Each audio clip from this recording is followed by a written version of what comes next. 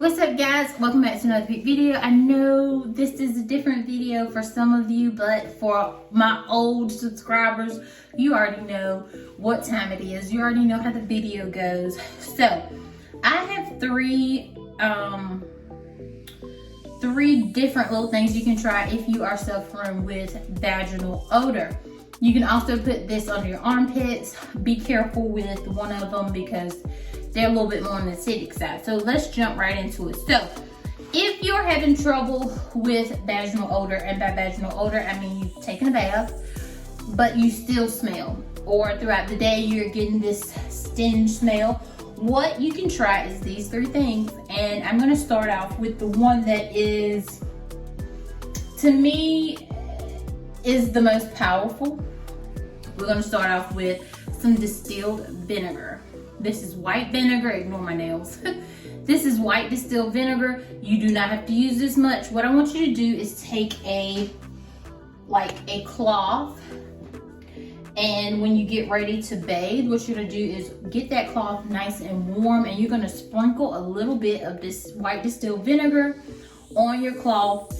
Get it nice and submerged in the vinegar. You do not have to use all this vinegar, just use a little bit starting out. If you're allergic to vinegar, do not use this, but you're going to start off with some distilled vinegar.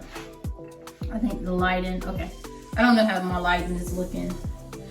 Okay, so distilled vinegar is the first. So what you're going to do is you're going to rinse with this, leave it on while you're washing the other parts of your body, then you're going to rinse it off.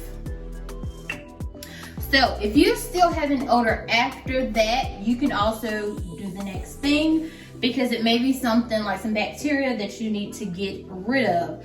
So for most of my people who struggle with yeast infection, you know that a little bit of coconut oil and a drop of tea tree oil will clear a yeast infection up.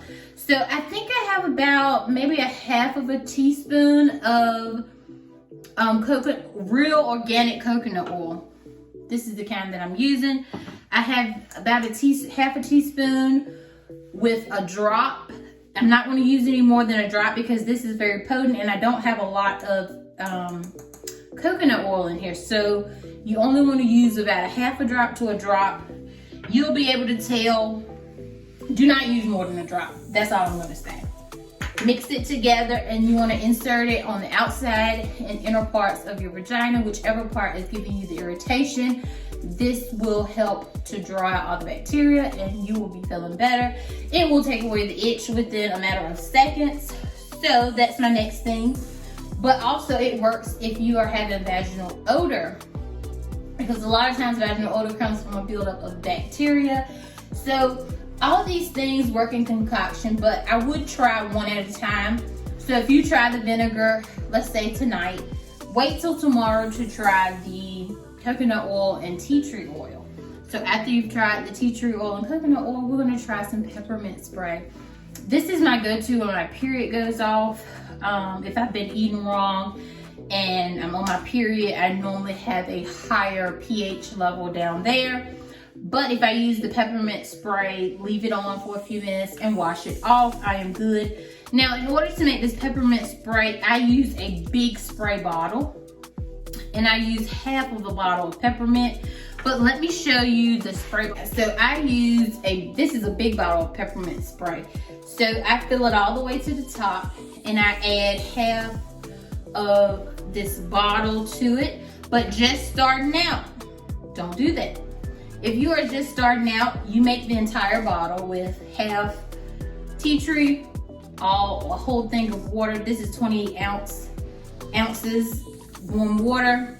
Shake it up really good. Then you can add it you can fill this bottle with half of this and half water, and it'll cut down on the peppermint.